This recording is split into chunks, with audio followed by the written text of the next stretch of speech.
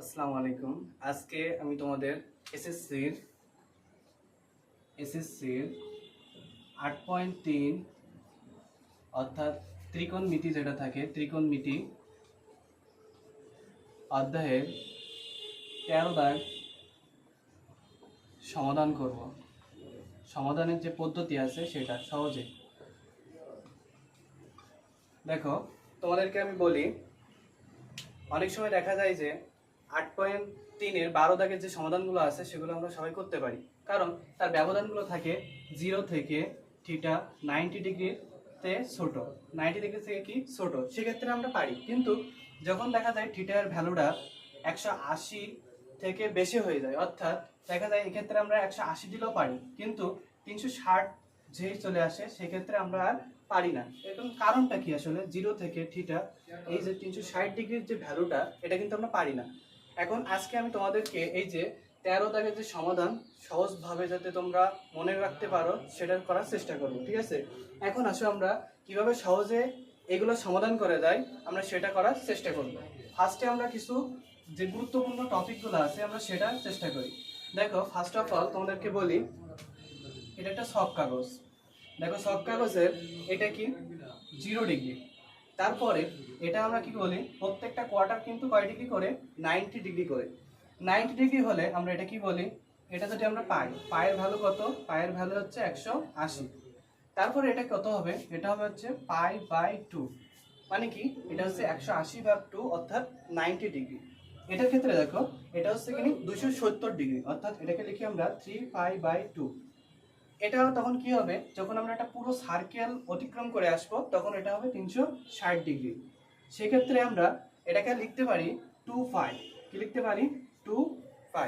এখন দেখো, যদি পজিটিভ হয় তাহলে ধরো এখানে একটা ভ্যালু নিলাম 180, এটার ভ্যালু কত, 180।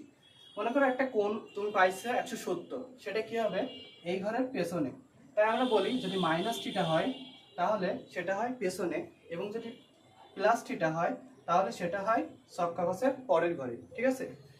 এখন দেখো, আমি তোমাদেরকে বলি, যখন তুমি প্রথম চতুর্ভাগে কোণ নির্ণয় করবা, এটা হচ্ছে প্রথম, এটা হচ্ছে দ্বিতীয়, এটা হচ্ছে তৃতীয়, এটা হচ্ছে চতুর্থ। এখন দেখো, তুমি যখন সহজে কিভাবে কোণ নির্ণয় করা যায় প্রথম চতুর্ভাগের ক্ষেত্রে, তুমি মনে রাখো এখন সরাসরি থিটা, সরাসরি থিটা এর ভ্যালু, থিটা এর ভ্যালু। তারপরে এটার ক্ষেত্রে দ্বিতীয় চতুর্ভাগের ক্ষেত্রে দেখো পাই, ঠিক আছে? পায়ের কি আগের ঘর না, পায়ের আগের ঘর, তাহলে আমরা কি বলবো, পাই মাইনাস থিটা, ঠিক আছে? এটা কি পায়ের পরের ঘর না, দেখো 3 নম্বর কোয়ার্টারটা কি পায়ের পরের ঘর, এটা হবে পাই প্লাস থিটা। এটা দেখো কি চতুর্থ চতুর্ভাগ, 2 পায়ের কি আগের ঘর, তাই এটা কি হবে 2π মাইনাস থিটা, ঠিক আছে? তাহলে এখান থেকে কিন্তু আমরা সব কোণ নির্ণয়ের ফর্মুলাটা পেয়ে গেলাম। প্রথম চতুর্ভাগ হলে আমরা কি করব, সরাসরি থিটা। দ্বিতীয় চতুর্ভাগ হলে আমরা পাবো পাই মাইনাস থিটা, এবং 3 নম্বর চতুর্ভাগ হলে আমরা সেটা পাবো পাই প্লাস থিটা, এবং চতুর্থ চতুর্ভাগ হলে সেখানে লিখবো 2π মাইনাস থিটা। এতটুকু এখান থেকে তোমরা একটু ধারণা নাও।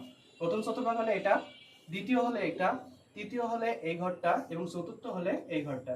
এখন আমরা অঙ্কে চলে যাব, ঠিক আছে? সরাসরি অঙ্কে চলে যাই। দেখো, অঙ্কটা আমরা কিন্তু 12 দাগ সকলে সমাধান করতে পারি, কিন্তু 13 দাগের ক্ষেত্রে আমাদের একটু সমাধান হয়, সমস্যা হয়। দেখো, 13 দাগের অঙ্ক হচ্ছে প্রথমটা 2 sin square theta,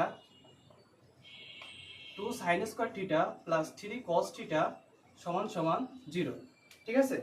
2 sin square theta plus 3 cos theta সমান সমান 0।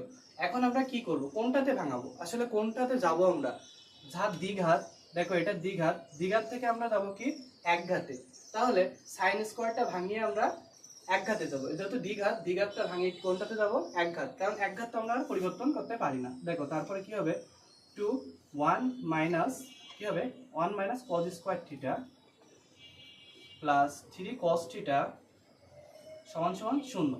তারপরে দেখো আমরা গুণ করে দিই, 2 minus 2 cos square theta plus 3 cos theta, 3 cos theta সমান সমান 0, ঠিক আছে? তারপরে দেখো আমরা কি করব, এখান থেকে মাইনাস কমন নিতে পারি, তাহলে কি হবে 2 cos square theta minus 3 cos theta plus minus 2 সমান সমান 0। এখন কি হবে, মাইনাসটা যদি সমান সমানে এবারে চলে যায় তাহলে কি হয়, সেটা শূন্য হয়ে যায়, মানে শূন্যর সাথে সেটা গুণ করলে আর তো থাকে না। তাহলে কি হবে, 2 cos square theta minus 3 cos theta minus 2 সমান সমান 0। এতটুকু আমরা সবাই পারি, তাই না? তারপরে কি, তারপরে দেখো ভ্যালু, এই যে দুই সংখ্যা আছে, তাহলে সংখ্যার সাথে এটা গুণ করে আমরা কি করব, মিডল ফ্যাক্টর নির্ণয় করব। তাহলে কি হয়, 2 cos square theta minus 4 cos theta plus cos theta, দেখো 4 থেকে একবার দিলে কত হয়, 3। এটা আমরা কিন্তু মিডল ফ্যাক্টর নিয়মে করছি, ঠিক আছে?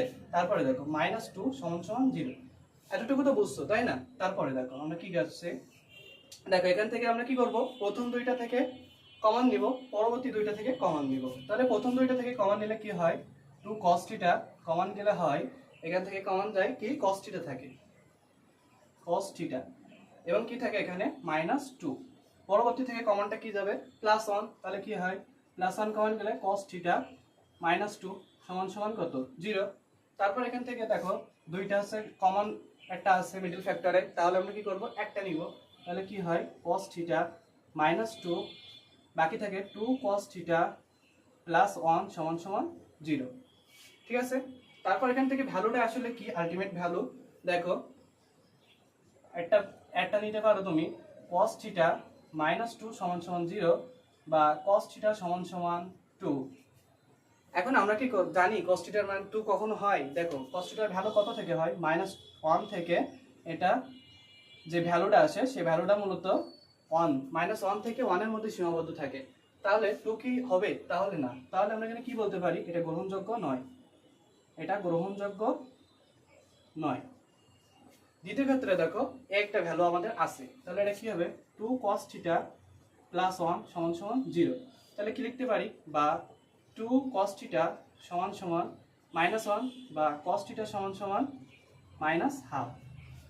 এতটুকু হচ্ছে কি নেই, 12 দাগেও যেমন নিয়ম, আমাদের 13 দাগেও সেম নিয়ম। এখন এখানে যে সত্যটা দেওয়া ছিল, সত্যটা কি ছিল, সত্যটা ছিল তোমাকে 360 ডিগ্রি ব্যবধানে নির্ণয় করতে হবে, 0 থেকে থিটার মান কত, 360 ডিগ্রি ভ্যালু, এই যে ব্যবধানে তোমাকে নির্ণয় করতে হবে। এটাই হচ্ছে কি নেই মূল যে পার্থক্য ছিল সেটা।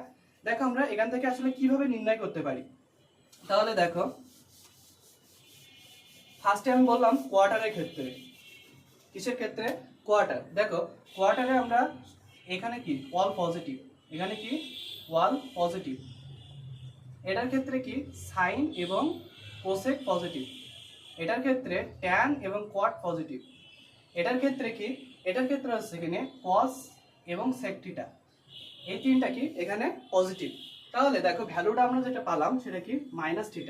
তাহলে cos থিটা কোন ঘরে অবস্থিত, cos থিটা আলটিমেট ভ্যালু আছে এখানে অবস্থিত, এবং যেহেতু মাইনাস তাহলে এই দুইটা, তাহলে দ্বিতীয় চতুর্ভাগে এবং তৃতীয় চতুর্ভাগে এটা অবস্থিত।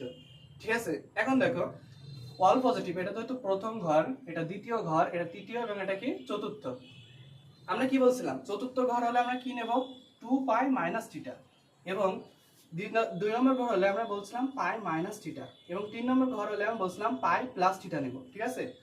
এসে কি তাদের ভ্যালু ছিল। এখন আমি তোমাদেরকে বলি আমাদের কোন কোন ঘর নিব, 2 এবং 3। তাহলে আমরা 2 নম্বর ঘর দিই, দেখো দ্বিতীয় চতুর্ভাগের জন্য, দ্বিতীয় চতুর্ভাগের জন্য, দ্বিতীয় চতুর্ভাগের জন্য, দ্বিতীয় চতুর্ভাগের সূত্রটা কি ছিল, কি ছিল, আমরা এখান থেকে একটু থিটাটা বাইর করি।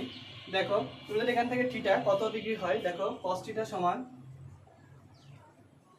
মাইনাস cos কত ডিগ্রি, হাফ কত ডিগ্রি মান হয়, হাফ হচ্ছে কিনে cos 60 ডিগ্রির মান। কারণ কি sin 30 ডিগ্রির মান যদি হাফ হয়, ওটা cos উল্টা দিক থেকে শুরু হয়, তাহলে আমরা কি বলবো, π/3।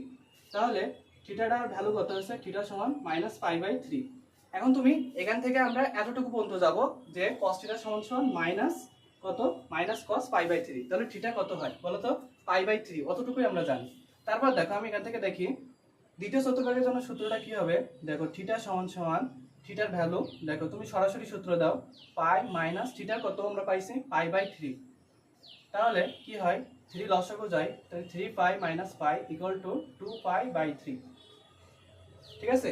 এখন আর কোন ঘরে এটা নেগেটিভ, এটা 3 নম্বর চতুর্ভাগে। তাহলে 3 নম্বর চতুর্ভাগের জন্য সূত্রটা কি হবে, 3 নম্বর চতুর্ভাগ, তাহলে এর জন্য আলটিমেট ভ্যালু কি হবে, এটার জন্য হবে পাই প্লাস থিটা, তার মানে হবে পাই প্লাস পাই বাই 3। তাহলে কি হয়, পাই লসাগু গেলে 3 pi plus pi equal to 4 pi by 3। ঠিক আছে, তাহলে 2 পাই বাই 3 এবং 4 পাই বাই 3 এই দুইটা উত্তর হবে। ঠিক আছে, এখন তুমি যদি বলতে পারতো যে এটা তো 2 এবং 3 ঘরে না হয়ে অন্য কোনো ঘরে যদি পজিটিভ ভ্যালু আসতো, সেক্ষেত্রে আমরা কোনটা নিতাম, প্রথমটা নিতাম এবং চতুর্থটা নিতাম। ঠিক আছে, এইভাবে মূলত এই অঙ্কগুলো সমাধান করতে হয়।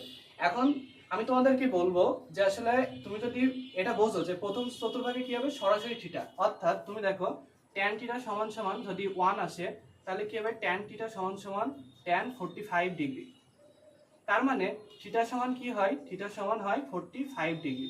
এটা হচ্ছে কি সরাসরি থিটার ভ্যালু, মানে প্রথম চতুর্ভাগ যদি হতো এভাবে নির্ণয় করতাম, তখন থিটা কি হতো, পাই বাই 4 হতো। ঠিক আছে, এটা হচ্ছে কি মূলত সমাধানের নিয়ম। তবে আমি আরো তোমাদেরকে বলি, যদি তোমরা এটাও না বোঝো, পরবর্তীতে যে ভিডিওটা আসবে ত্রিকোণমিতির যে চতুর্ভাগের নিয়ম, সেটা থেকে তুমি সরাসরি সুন্দর